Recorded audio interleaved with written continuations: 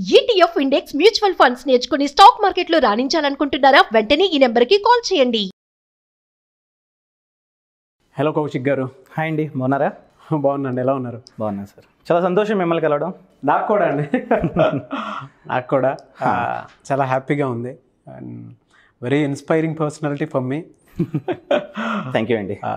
మీ shorts చాలా బాగున్నాయి, అంటే రీల్స్ పెట్టినటువంటి చాలా బాగున్నాయి. రీచ్ కూడా అంతే బాగుంది. అవునండి. వెరీ హ్యాపీ అండి, చూడగానే నాకు బాగా నచ్చింది. అవునా?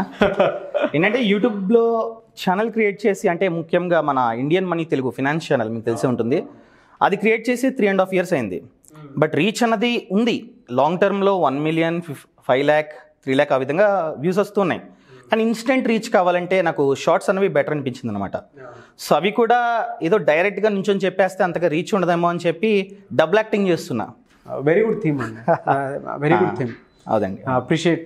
ఎందుకంటే చాలా మంచి వీడియోస్ దాంట్లో, అంటే ఒక్కొక్క కంటెంట్ ఇలా కూడా చేయొచ్చు అని దాన్ని చూసిన తర్వాత నాకు ఒక ఐడియా వచ్చింది. Thank you so much for that. So thank you అండి. ఇంటర్వ్యూకి వెళ్ళే ముందు ఎలా సార్ జర్నీ ఏ విధంగా స్టార్ట్ అయింది? ఎక్కడో భీమవరంలో ఉన్న మీరు బెంగళూరు, అండ్ నాకు యువర్ బిజినెస్ పర్సన్, కంప్లీట్ అంతా చేంజ్ ఓవర్ అనమాట. అవునండి. ఎడ్యుకేషన్ ఏంటి, ఎలా స్టార్ట్ అయింది జర్నీ? సో మాది వెస్ట్ గోదావరి భీమవరం పక్కన అండలూరు అనే విలేజ్ అనమాట. సో చిన్నప్పటి నుంచి నాకు ఫినాన్స్ అంటే చాలా ఇష్టం అనమాట. అందుకని MBAలో కూడా ఫినాన్స్ చేశా, ఫినాన్స్ ప్లస్ మార్కెటింగ్. సో మా ఊర్లో కొంచెం డెవలప్మెంట్ కావచ్చు, ఏదన్నా చూసాను అనుకోండి, వెంటనే ఒక పేజ్ని క్రియేట్ చేశా. అండలూరు విలేజ్ అని చెప్పి మా ఊరు పేరు మీద ఒక పేజ్ని క్రియేట్ చేశా. సో ఏమైనా ఊర్లో ప్రాబ్లమ్స్ ఉంటే ఆ పేజ్లో పెట్టేవాడిని. రోడ్డు బాగోకపోయినా లేకపోతే మంచి చెడు అన్నీ పెట్టేవాడిని అనమాట. భయపడేవాడిని కాదు ఎవరికి. సో అలాగా నాకు సోషల్ సర్వీస్ అన్న ఇష్టం. సో ఒక సోషల్ మీడియా ప్లాట్ఫామ్ని యూజ్ చేసుకొని ఇండైరెక్ట్గా మా ఊరికి కొంచెం 1% అనుకుంటా సర్వీస్ చేసేవాడిని. సో ఆ తర్వాత నేను MBA బెంగళూరులో చేశాను, GABS బిజినెస్ స్కూల్ అని చెప్పి. అప్పుడు కూడా ఏంటంటే నాకు ఫినాన్స్ అంటే ఇష్టం అని ఆల్రెడీ చెప్పా. అందుకని చెప్పి కొంచెం ఫినాన్స్ సైడ్ ఉన్న కంపెనీలో జాయిన్ అవుదామని చెప్పి IndianMoney.com అనే కంపెనీలో జాయిన్ అయ్యా. సో జాయిన్ అయిన తర్వాత డిజిటల్ మార్కెటింగ్ చేసేవాడిని. ఆ తర్వాత మా CEO ఒకసారి అడిగారనమాట, సో నువ్వు తెలుగు కదా, నేను కన్నడలో వీడియోస్ చేస్తున్నా, నువ్వెందుకు చేయకూడదు తెలుగులో అని అడిగారు. వీడియోసా? నేనా? ఏం మాట్లాడుతున్నారు సార్ అని, నో సార్ అని చెప్పా. ఆ తర్వాత ఇంటికి వెళ్ళిన తర్వాత ఆలోచించా బాగా. సో నిజమే కదా, ఆపర్చునిటీ వచ్చినప్పుడు ఎందుకు యూజ్ చేసుకోకూడదు మనం? CEO అడిగారు కదా, చేద్దాం, కష్టమైనా నష్టమైనా చేద్దాం అని చెప్పి నెక్స్ట్ డే చేస్తా అని చెప్పి వచ్చేసి కెమెరా ఆన్ చేయమన్నా, ఏదో మాట్లాడేసా, భారాలా. సో చాలా టేక్స్ అయ్యాయి. మళ్ళీ నెక్స్ట్ డే మళ్ళీ చేసా, టేక్స్ తగ్గాయి, మళ్ళీ చేస్తా, ఇంకా తగ్గాయి. అలా ఈరోజు ఈ పొజిషన్ దాకా వచ్చాను అనమాట. సో నేను ఫైనల్గా చెప్పేది ఏంటంటే, ప్రతి ఒక్కరికి ఒక రోజు వస్తుంది. ఆ రోజులో ఏదైతే చేద్దాం అనుకుంటున్నామో చాలా కష్టంగా కనిపిస్తుంది. ఎప్పుడైతే ఆ కంఫర్ట్ జోన్ని పక్కన పెట్టి ఆ ఛాన్స్ని యూజ్ చేసుకుంటామో లైఫ్ టర్న్ అయిపోద్ది. ఆ రోజు నేను కనుక వీడియోసా, నేనా బ్లాక్గా ఉన్నా, నా వల్ల కాదు అని చెప్పి నేను క్విట్ అయి ఉంటే ఈరోజు ఇక్కడ కూర్చునేవాడిని కాదు. ట్రూ అండి, అవునే కదా? ట్రూ. సో ఏది ఇంపాసిబుల్ కాదు, ఎవ్రీథింగ్ ఈజ్ పాసిబుల్. ఏదైనా సరే కష్టంగా ఉందనుకోండి, అక్కడే విజయం ఉంటుంది. ఎక్కడైతే ఈజీ ఉంటుందో ఎన్ని సంవత్సరాలైనా అక్కడే ఉంటాం. ఎలా సార్ జర్నీ ఎప్పుడు, ఏ ఇయర్లో స్టార్ట్ అయింది మీకు అది? సో ఎప్పుడంటే 2019లో జాయిన్ అయ్యా. సో డిజిటల్ మార్కెటింగ్ చేసేవాడిని. ఆ తర్వాత వీడియోస్ చేయమన్నారు. ఇండియన్ మనీ తెలుగు అనే ఛానల్ని స్క్రాచ్ నుండి బిల్డ్ చేశా, 0 subscribers. అప్పుడు ఏంటంటే అడుక్కునేవాడిని, సబ్స్క్రైబ్ 100 subscribers కావాలి, 1000 కావాలి. ఇప్పుడు వెతుక్కుని మరీ సబ్స్క్రైబ్ చేసుకుంటున్నారు. సో అలాగా చాలా కష్టపడ్డా ఛానల్ని బిల్డ్ చేయడానికి. టైం పట్టింది. So great things take time అంటారు కదా. సో అలాగే స్లోగా గ్రో అవుతుంది. ఇప్పుడు 5,30,000 subscribers అయ్యారు. అండ్ అదేవిధంగా ఇంకొకసారి అనిపించింది అనమాట, సోషల్ మీడియా అంటే ఓన్లీ యూట్యూబా? కాదు, ఇన్స్టాగ్రామ్ ఉంది, ఫేస్బుక్ ఉంది. వాటిని ఎందుకు చేయకూడదు? వాటిని కూడా బిల్డ్ చేద్దామనే ఉద్దేశంతో, కొంచెం రీచ్ కూడా పెరగాలనే ఉద్దేశంతో షార్ట్స్ని స్టార్ట్ చేశా. సో మీరు చూసే ఉంటారు, ఆ షార్ట్స్ కూడా నేను మళ్ళీ ఫేస్బుక్లో, ఇన్స్టాగ్రామ్లో పెడుతున్నా. అక్కడ కూడా మంచిగా ఫాలోవర్స్ బిల్డ్ అయ్యారనమాట. సో అలా నడుస్తూ ఉంది. సో నా ఉద్దేశం ఒకటే, ఏ ఒక్కరు కూడా ఆర్థికంగా ఇబ్బంది పడకూడదు. ప్రతి ఒక్కరూ డబ్బులు సంపాదించాలి, అది ఉద్దేశం అనమాట. సో ప్రతి ఒక్కరు డబ్బులు సంపాదించాలని చెప్పి వివిధ ప్లేసెస్కి వెళ్ళి ఎలా సంపాదించాలి, బిజినెస్ ఓనర్స్ ఉన్నారనుకోండి, డైరెక్ట్గా వాళ్ళని కలిసి మీ బిజినెస్ ఎలా జరుగుతుంది, వేరే వాళ్ళు మీలాగా బిజినెస్ స్టార్ట్ చేయాలంటే ఏం చేయాలి, ఎంత ఇన్వెస్ట్మెంట్ అవుతుందని చెప్పి వాళ్ళని కూడా ఇంటర్వ్యూ చేస్తున్నా. సో ఆ విధంగా వాళ్ళకి అవేర్నెస్ పెరుగుతుంది, ఓహో ఈ బిజినెస్ కూడా చేయొచ్చా అని చెప్పి. అదేవిధంగా మాకు యాప్ ఉంది, ఆ యాప్ ద్వారా కూడా మేము కోర్సెస్ని అందిస్తూ ఉన్నాం. ఫార్మింగ్ అని, బిజినెస్ అని, ఫినాన్స్ అని. ఎన్ని కోర్సెస్ ఉన్నాయి సార్ ఓవరాల్? 900+ కోర్సెస్ ఉన్నాయి. 900+ కోర్సెస్. 900+ కోర్సెస్. సో ఇప్పుడు కూడా హైదరాబాద్కి రావడం అదే కారణం. దాని పని మీద వచ్చా కోర్సెస్ షూట్ చేయడానికి, షూట్ చేసి ఇక్కడికి వచ్చా అనమాట. Okay, great. ఎలా సార్ ఫ్యామిలీ బ్యాక్గ్రౌండ్ అంతా ఏం చేస్తుంటారు? మా డాడీ ఫార్మరే, ప్రాన్ ఫార్మింగ్, రొయ్యల చెరువులు. తెలిసిందే కదా భీమవరం అంటే ఇంకా రొయ్యలు, చేపలు. So mummy house wife. 2 అన్నయ్యలు ఉన్నారు, 2 అన్నలు ఇక్కడే హైదరాబాద్. సో వాళ్ళిద్దరూ హైదరాబాద్ అని చెప్పి నన్ను బెంగళూరులో పడేశారనమాట. 2 హైదరాబాద్ ఎందుకని చెప్పి, 3 హైదరాబాద్ ఎందుకని చెప్పి బెంగళూరులో పడేశారు. బెంగళూరులో MBA చేసా, మంచిగా GIBS బిజినెస్ స్కూల్ అనే బిజినెస్ స్కూల్లో చేసా. ఆ తర్వాత జాబు అలా నడుస్తుంది. అప్పటి నుంచి అదే కంపెనీ, మంచి పొజిషన్లో ఉన్న జాబ్. ఇక్కడ దాకా వచ్చారు కాబట్టి చూసేవాడికి జర్నీ చాలా ఈజీ అని చెప్పేసి అనుకుంటుంటారు. స్ట్రగ్లింగ్ పీరియడ్ అనేది చాలా పెద్ద ఇంపార్టెంట్, చాలా ఉంటుందండి. ఏ పాయింట్ మిమ్మల్ని బాగా ఇన్స్పైర్ చేసి, మోటివేట్ చేసి, మిమ్మల్ని మీకు నిలబడగలిగేలా చేసిందంటారు? ఏ పాయింట్ అంటే చెప్పాను కదా, ఫినాన్స్ పరంగా చాలామంది ఒకటే అండి, నేను ఫస్ట్ నుంచి నమ్ముతుంది. మన ఇండియాలో చాలామంది ఏం చేస్తున్నారంటే ఎంతైతే డబ్బుని సంపాదిస్తున్నారో దాన్ని మొత్తం తీసుకెళ్ళి సేవింగ్స్ బ్యాంక్ అకౌంట్లో దాచుకుంటున్నారు. అది నాకు నచ్చలా. అదొక్కటే రీజన్ నాకు ఫినాన్స్ మీద ఇంట్రెస్ట్ పుట్టింది. అందుకే అది మార్చాలి. ఇండియాలో ఏ ఒక్కరు ఎంతైతే సంపాదిస్తున్నారో సేవింగ్స్ అని చెప్పి సేవింగ్స్ బ్యాంక్ అకౌంట్లో దాచుకోకూడదు. వాళ్ళందరూ ఇన్వెస్ట్ చేయాలి డబ్బుని. ఎప్పుడు చెప్తా ఉంటా, మీకు ఎంతైతే జీతం వస్తుందో దానిలో 30%, మినిమం 30% ఇన్వెస్ట్మెంట్ చేయండి. సేవింగ్స్ కాదు, ఏదో పోపు డబ్బాలో, వంటగదిలో ఆ విధంగా సేవింగ్స్ కాదు. అదేవిధంగా బ్యాంక్ అకౌంట్లో కూడా వద్దు. ఎందుకంటే బ్యాంక్ అకౌంట్లో మనకు వచ్చే వడ్డీ 3%, 4%. ఇన్ఫ్లేషన్ 6%, 7%. బీట్ అవ్వదు. ఎంత దాచుకున్నా వేస్టే. దాన్ని తీసుకెళ్ళి మనం ఇన్వెస్ట్మెంట్ చేయాలి. అంత డబ్బుని తీసుకెళ్ళి ఒకే చోట కాదు, స్టాక్ మార్కెట్లో కొంచెం, మ్యూచువల్ ఫండ్స్లో కొంచెం, PPF, RD, NPS, ఇలా చాలా ఉన్నాయి. రిటైర్మెంట్ కోసం ప్లాన్ చేసుకోవాలి ఇన్ఫ్యాక్ట్. సో నేను వీడియోస్లో మీరు చూసే ఉంటారు ఇండియన్ మనీ తెలుగు ఛానల్. నేను వీడియోలో ఏదైతే చెప్తున్నానో ప్రతి ఒక్కటి నేను పర్సనల్గా ఫాలో అవుతున్నా. చాలామంది యూట్యూబర్స్ ఏం చేస్తారంటే ఒక ఆర్టికల్ చూసి చదివేసి చెప్పేస్తారు. అలా నేను చేయను. అలా చేస్తే ఇంకా డిఫరెన్సే ఉంటుంది. మనం ఇంప్లిమెంట్ చేయాలి, మనం చూడాలి, మనం చెప్పాలి. అవును, ప్రతి ఒక్కటి. ఇప్పుడు PPF గురించి చెప్తున్నాను అనుకోండి, మా ఊరికి వెళ్ళినప్పుడు నేను బ్యాంక్కి వెళ్ళి PPF ఖాతా ఓపెన్ చేసి అక్కడ ఇన్వెస్ట్మెంట్ చేసి ఎలా వస్తున్నాయి రిటర్న్స్ చూసి అంతా చూసిన తర్వాత అలాగే చెప్తా. బ్యాంక్ మేనేజర్తో మాట్లాడి ఎలా వర్క్ అవుతుందో అక్కడే పాయింట్స్ రాసుకొని అది చెప్తా. ఇంటర్నెట్లో ఎవరో పెట్టారు అలా అస్సలు చేయను.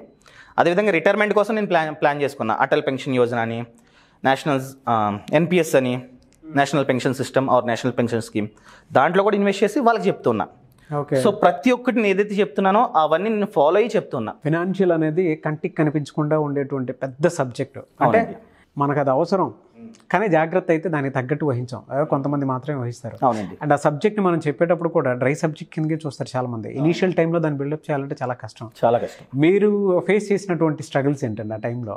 అంటే ఇది మంచి, ఇది వినరా బాబన్న కూడా వినకుండా ఎంటర్టైన్మెంట్ ఛానల్స్కో, ఇంకో వేరే ఛానల్స్కో సబ్స్క్రైబర్స్ ఈజీగా టర్న్ అవుతూ ఉంటారు కదా. సో ఫస్ట్ నన్ను బాధ పెట్టింది ఏంటంటే స్ట్రగుల్. మంచిగా రీసెర్చ్ చేసి చెప్పాను కదా, డైరెక్ట్గా బ్యాంక్కి వెళ్ళి బ్యాంక్ మేనేజర్తో మాట్లాడి నేను ఇన్వెస్ట్ చేసి అదే కంటెంట్ని తీసుకొచ్చి వాళ్ళకి ప్రజెంట్ చేస్తున్నా. వ్యూస్ రావు. ఎవరో ఫ్రిడ్జ్ టూర్ అంటే, బాత్రూమ్ టూర్ అంటే వాటికి 1 మిలియన్ వ్యూస్. అరే బాబు ఇన్వెస్ట్ చేయరని ఆయన అంటే చూడరు. అవును. సో చాలా డిమోటివేట్ అయిపోయా. ఏంటి ఎవరో చోట్ల అని. ఇప్పుడు రోడ్డు మీద వెళ్తుంటే మీ కంటెంట్ చూసాం, మీ కంటెంట్ చూసి ఇన్వెస్ట్ చేసాం, స్టాక్ మార్కెట్లో పెట్టుబడి పెట్టాం, మంచిగా సేవింగ్స్ అయ్యాయంటే ఇప్పుడు ఓహో కష్టానికి ఫలితం ఉంది. సో ఏ రిజల్ట్ కూడా ఆన్ ది స్పాట్ రాదండి, టైం పడుతుంది. మనం కన్సిస్టెన్సీ మెయింటైన్ చేయాలంతే. అప్లోడ్ చేస్తూ ఉండాలి. అది మేబీ ఇన్స్టాగ్రామ్ కావచ్చు, ఫేస్బుక్ కావచ్చు, యూట్యూబ్ కావచ్చు, ప్రతిదీ టైం తీసుకుంటుంది. ఎలా సార్ ఆ పీరియడ్ ఆఫ్ టైం మీకు ఏ విధంగా అనిపించింది? అది ఎన్ని రోజులు పట్టింది మీకు? నేను క్విట్ చేద్దాం అనుకున్నా. చూడట్లేదు జనం, కష్టపడుతున్నా, కష్టానికి ఫలితం లేదు, క్విట్ చేద్దాం అనుకున్నా. కానీ ఇంకా మోటివేట్ అయ్యా, ఇది కాదు ఇంకా చేయాలి, చూస్తారు జనం, మారతారు జనం. ఫస్ట్ అది నాకు జనం మారాలి అంటే అందరూ కాదు, మంచిగా సేవింగ్స్ చేసేవాళ్ళు ఉన్నారు, ఇన్వెస్ట్ చేసేవాళ్ళు ఉన్నారు. కానీ కొందరు మాత్రం ఇంకా సేవింగ్స్ అంటే, ఇన్వెస్ట్మెంట్ అంటే లేదు. కొందరు ఏం చేస్తారంటే జాబ్ చేస్తూ ఉంటారు. ఒక 10 years అవుతుంది జాబ్ వచ్చి, ఎంత సేవ్ చేసావంటే అయిపోయింది, ఏం లేవు అంటారు. నాకు అది నచ్చలా. సో అది మారాలనే ఉద్దేశంతో ఇంకా ఇండియన్ మనీ తెలుగు ఛానల్ని ఇంకా బిల్డ్ చేస్తున్నాను అనమాట. ఇంకా ఉన్నారు యూట్యూబర్స్, వాళ్ళు కూడా మంచి జాబ్ చేస్తున్నారు. వాళ్ళతో పాటు నేను కూడా కలిసి ఫినాన్షియల్ లిటరసీని పెంచాలని ఉద్దేశం అనమాట. అంటే మీరు బెంగళూరు వెళ్ళినప్పుడు మీ దగ్గర ఎంత ఉంటుంది, ఇప్పుడు మీ టర్న్ ఓవర్ చూసుకుంటే ఏ విధంగా అనిపిస్తుందండి? బెంగళూరు వెళ్ళినప్పుడు ఏముంది, అప్పుడు హాస్టల్, కాలేజు జీరో. ఇప్పుడైతే నేను ఏదైతే చెప్తున్నానో అంతా ఫాలో అయ్యాను, ఆ విధంగా నేను సేవింగ్స్ చేస్తున్నాను, ఆ విధంగా ఇన్వెస్ట్మెంట్ చేస్తున్నాను. కాబట్టి నంబర్ చెప్పను కానీ పెద్ద అమౌంట్ మంచిగా ఆర్థికంగా సింపుల్గా చెప్పాలంటే రెస్టారెంట్కి వెళ్తే రేట్స్ చూడకుండా ఐటమ్ చూసి తినేటట్టు ఉన్నా అంతే. కంఫర్ట్ లైఫ్ అలా అని చెప్పి చూపించుకోను. So no happy. హ్యాపీ.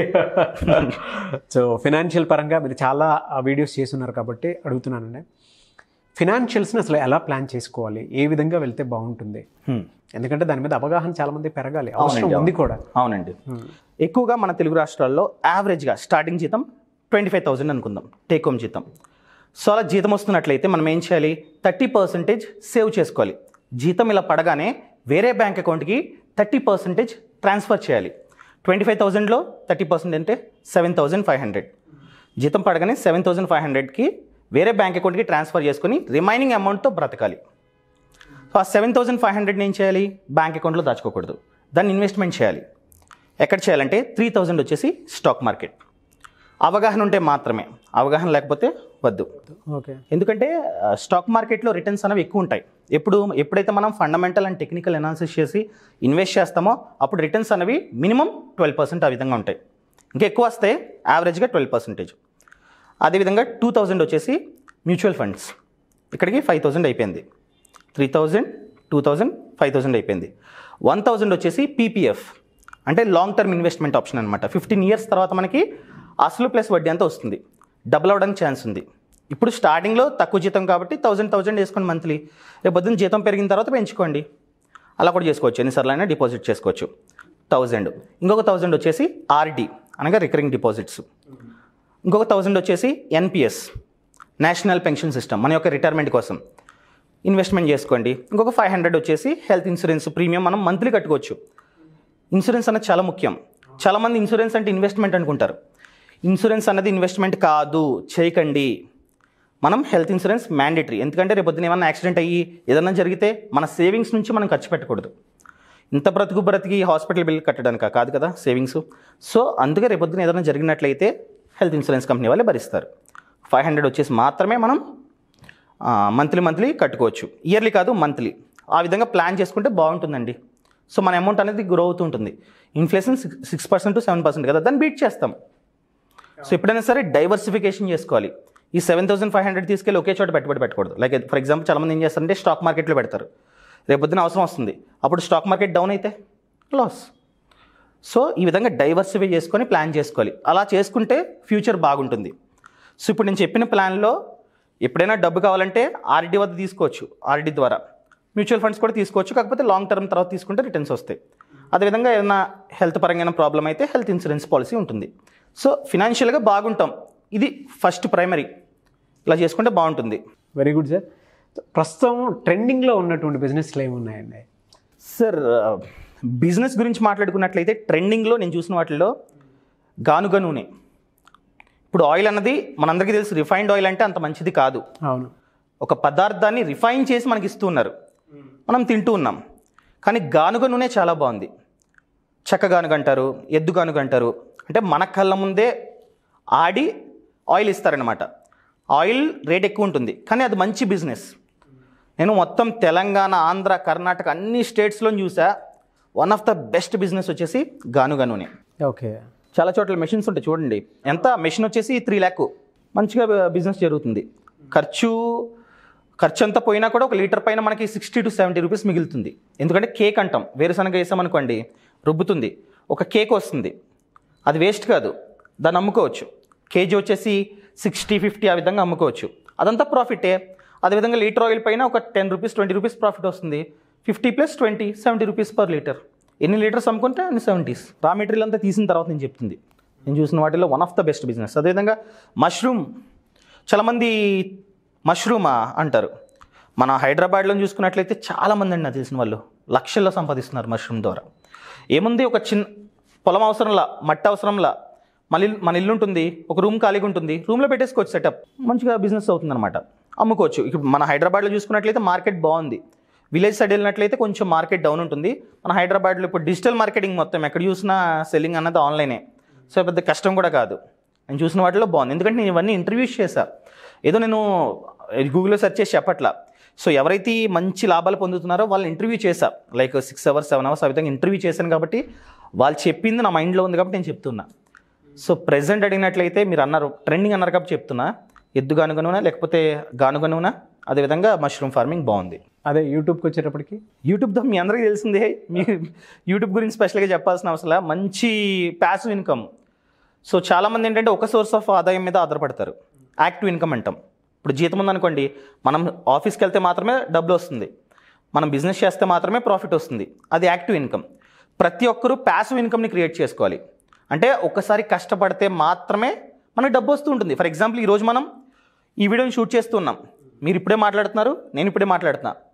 దీని ద్వారా జనం చూస్తారు ఈ వీడియోస్ని.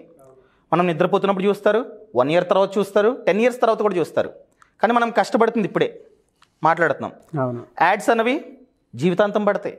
వీడియోస్ని జీవితాంతం జనం చూస్తారు. ఫేస్బుక్లో చూస్తారు, ఇన్స్టాగ్రామ్లో చూస్తారు, యూట్యూబ్లో చూస్తారు. సో మనం ఒకసారి కష్టపడిన దానికి జీవితాంతం డబ్బు వస్తుంది వీడియో ద్వారా. ప్యాసివ్ ఇన్కమ్ ఇదొక సోర్స్. అవును అవును. నాకు కూడా ప్యాసివ్ ఇన్కమ్ వస్తుంది. నాకు యూట్యూబ్ ఛానల్స్ ఉన్నాయి. ఇండియన్ మనీ తెలుగు ఛానల్ ద్వారా చూసుకున్నట్లయితే 1 lakh 2 lakh 3 lakh డిపెండ్స్. అదేవిధంగా నా పర్సనల్ ఛానల్ కౌశిక్ మరిడి అని ఉంది, దాని ద్వారా 20,000 30,000 వస్తుంది. నా ఫేస్బుక్ పేజ్ దాని ద్వారా వస్తుంది. మంత్లీ $200 $300 వస్తుంది. రేపొద్దున మనం కొలాబరేషన్ చేసుకున్నట్లయితే ఇన్స్టాగ్రామ్ ద్వారా దాని ద్వారా వస్తుంది. అంటే ఇవన్నీ ఒకసారి మాత్రమే కష్టపడతాం, కానీ దానికి ఫలితం డబ్బు లైఫ్ టైం. అదేవిధంగా చాలామంది కెమెరాస్ ఉంటాయి, మంచి మంచి కెమెరాస్ ఉంటాయి, ఫోటోలు తీస్తారు. దాన్ని ఏ విధంగా యూజ్ చేసుకోవాలో అర్థం కాదు. నేను చాలామంది చూసా, డీపీస్ అని చెప్పి ఇన్స్టాగ్రామ్ వాళ్ళకి తెలిసిందే కదా, ఇన్స్టాగ్రామ్లో ఫోటో దిగుదామని చెప్పి కెమెరా కొనుక్కుంటారు. అదే కెమెరాలో ఫొటోస్ తీసి కొన్ని వెబ్సైట్స్ ఉన్నాయి, షటర్ స్టాక్ అని, క్యాన్వా అని, జెట్ ఇమేజెస్ అని, మీకు తెలిసిందే కదా. సో వాటిలో మనం అప్లోడ్ చేసుకోవచ్చు. మనం మంచి ఫోటో తీసి దాన్ని అప్లోడ్ చేసుకున్నట్లయితే ఎవరైనా కొనుక్కున్నట్లయితే కమిషన్ వస్తుంది. కొన్ని వెబ్సైట్స్లో ఏంటంటే అప్లోడ్ చేస్తేనే డబ్బులు ఇచ్చేస్తారు. ఎందుకు యూజ్ చేసుకోకూడదు కెమెరాస్ని మనం? ఇన్స్టాగ్రామ్ డీపీస్, ఫేస్బుక్ డీపీస్ కోసం కాదు కదా కొన్నది. అవును. కొన్నామంటే దాని ద్వారా రిటర్న్ పొందాలి, అలా ఆలోచించాలి. అది కూడా ఒక రకమైన ప్యాసివ్ ఇన్కమే. ఎస్. అదేవిధంగా చాలామందికి స్థలం ఉంటుంది, నేను ప్లాట్ కొన్నా, స్థలం కొన్నా, నేను రిచ్ అంటారు, దాన్ని యూజ్ చేసుకోరు, అలా ఖాళీగా పడి ఉంటుంది. అవును, లాంగ్ టర్మ్లో మనకి రియల్ ఎస్టేట్ ద్వారా డబ్బులు వస్తాయి, ఎప్రిషియేషన్ అవుతుంది. బట్ ఎందుకు ఖాళీగా వదలాలి? రోడ్డు పక్కన ఉన్నట్లయితే లీజ్కి ఇవ్వండి, రెంట్కి ఇచ్చుకోండి, మంత్లీ తెచ్చిస్తారు. Passive income. కష్టపడట్లా, వస్తుంది డబ్బు. అదేవిధంగా ఇంతకు ముందు చెప్పా, చాలామంది బ్యాంక్ అకౌంట్లో డబ్బులు దాచుకుంటారని చెప్పి. బ్యాంక్ అకౌంట్లో ఉంచినట్లయితే మనకి 3% 4% వడ్డీ ఇయర్లీ, నథింగ్. అదే డబ్బుని స్టాక్ మార్కెట్లో కొన్ని షేర్స్ ఉంటాయి, ఆ కంపెనీస్ ఏంటంటే మనకు అస్తమాటు డివిడెండ్ ఇస్తూ ఉంటాయి. ఓకే. అక్కడ ఇన్వెస్ట్ చేస్తామనుకోండి, డివిడెంట్ వస్తూ ఉంటుంది. అంటే డివిడెంట్ అంటే ఆ కంపెనీకి లాభం వచ్చినట్లయితే లాభంలో కాస్త పాటిని షేర్ హోల్డర్స్ ఇస్తారనమాట. అంటే ఎవరైతే షేర్స్ కొంటారో వాళ్ళ షేర్ హోల్డర్స్ వాళ్ళకి ఇస్తారు. మనం వద్దన్న కూడా అకౌంట్లో వచ్చి డబ్బులు పడతాయి. Passive income. మన ఇన్వెస్ట్మెంట్ అలాగే ఉంటుంది, మన షేర్స్ అలాగే ఉంటాయి, దాని ద్వారా డివిడెంట్ మనకు వస్తూ ఉంటుంది. అది కూడా ప్యాసివ్ ఇన్కమే. ఇల్లు ఖాళీగా ఉంటుంది, పైన ఖాళీగా వదిలేస్తాం, రెంట్కి ఇచ్చుకున్నట్లయితే ప్యాసివ్ ఇన్కమ్. ఇలా ఒక సోర్స్ మీద కాకుండా 3-4 సోర్సెస్ని క్రియేట్ చేసుకోవాలి. అలా క్రియేట్ చేసుకున్నట్లయితే యాక్టివ్ ఇన్కమ్ ఉంటుంది, జాబ్ ద్వారా వచ్చేది, ఎక్స్ట్రా ఇన్కమ్ కూడా వస్తూ ఉంటుంది. సో నేను చేస్తుంది చెప్తున్నా ప్రతిదీ. ఎలా అంటే ఓన్లీ మహిళల వరకు అయితే ఎటువంటి సోర్సెస్ వెతుక్కుంటే బెటర్గా ఉంటుంది? గుడ్ క్వశ్చన్ అండి. చాలామంది ఏంటంటే ఇంట్లోనే ఉంటారు మహిళలు, ఏదో ఒకటి చేద్దాం, సంపాదించుదాం, హస్బెండ్ మీద డిపెండ్ అవ్వకుండా అనుకుంటారు. అలాంటి వాళ్ళకి చాలా బిజినెస్ ఐడియాస్ ఉన్నాయి. ఫర్ ఎగ్జాంపుల్ అప్పడాలకు పెద్ద కష్టపడాల్సిన అవసరంలా. మన వంటింట్లో ఏమైతే ఉంటాయో వాటితో చేసుకోవచ్చు, చేతితో చేసుకోవచ్చు ఇలా రుబ్బి. ఇంకా నాకు పెద్ద లార్జ్ స్కేల్లో కావాలనుకున్నట్లయితే మిషనరీకి వచ్చేసి 3 lakh ఎంతో ఇన్వెస్ట్మెంట్ అవుతుంది. విజయవాడలో ఒక లేడీ అనమాట, మా యాప్లో కోర్స్ చేశారు, ఇంటర్వ్యూ చేశారు. ఆమె ఇంట్లోనే కూర్చొని 60,000 సంపాదిస్తున్నారు. ఇంట్లోనే కూర్చొని 60,000. వాళ్ళ హస్బెండ్కి కూడా అంత ఆదాయం లేదు మంత్లీ. అదేవిధంగా మన హైదరాబాద్లోనే శైలజ గారు అని చెప్పి హోమ్ మేడ్ చాక్లెట్ బిజినెస్, ఇంట్లోనే కూర్చొని చాక్లెట్స్. ఏమంటే కాంపౌండ్ అని చెప్పి ఒకటి ఉంటుందన్నమాట, మనం సూపర్ మార్కెట్కి వెళ్తే ఇలా దొరుకుతుంది కాంపౌండ్ అని చెప్పి, 100 రూపీస్ అంతే. దాన్ని తీసుకొచ్చి ఒక బౌల్లో వేసి హీట్ చేసి మైక్రోవేవ్లో ఇలా కలిపి కొన్ని మోల్డ్స్ అని ఉంటాయి, అంటే ఏ షేప్ కావాలో చాక్లెట్ ఆ షేపు, అది పెట్టుకొని ఆ లిక్విడ్ అంతా పోస్తారనుకోండి, కొంతసేపు ఉంచితే చాక్లెట్ ప్రిపేర్ అయిపోయింది, పేపర్స్ కట్టి అమ్మేసుకోవడమే. ఇప్పుడు మనకి బయట చాక్లెట్స్ 2 రూపీస్ 3 రూపీస్కి వచ్చేస్తాయి, అది 5 rupees 10 rupees home made chocolate. Taste బాగుంటుంది, మనకు అయ్యే ఖర్చు 4 రూపీస్ కూడా ఉండదు. ఒక చాక్లెట్ పైన మనకి 6 రూపీస్ ఆ విధంగా ప్రాఫిట్. మంచి బిజినెస్ ఐడియా. దీనికి రాకెట్ సైన్స్ అనేది అవసరంలా, ఇంట్లో కూర్చొని చేసుకోవచ్చు. ఏంటంటే అండి, నేను ఫైనల్గా చెప్పేది ఏంటంటే, అవకాశాలు ఉన్నాయి, మనం వెళ్ళట్లా అంతే. ఈ ప్రపంచం ఉన్నదే మనకి నేర్పించడానికి. ఇప్పుడు మీరు సుమన్ టీవీలో జాయిన్ అయినప్పుడు యాంకరింగ్గా నవల కాదనుకున్నట్లయితే ఇక్కడ ఉండేవారు కాదు. నేను మా కంపెనీలో జాయిన్ అయినప్పుడు యాంకరింగ్గా నవల కాదంటే ఇక్కడ ఉండేవాడిని కాదు. సింపుల్, రైటర్గా ఉండేవారు, నేను డిజిటల్ మార్కెటర్గా ఉండేవాడిని, కానీ మంచి పొజిషన్లో ఉండేవాళ్ళం. ఇలా కెమెరా ముందు మీరు నేను ఉండేవాళ్ళం కాదు. అవునండి. సో ప్రతి ఒక్కటి కష్టమే, ఎక్కడైతే కష్టం ఉందో అక్కడే విజయం ఉంటుంది. ప్రతి ఒక్కరికి లైఫ్లో ఒక ఛాన్స్ వస్తుందన్నమాట.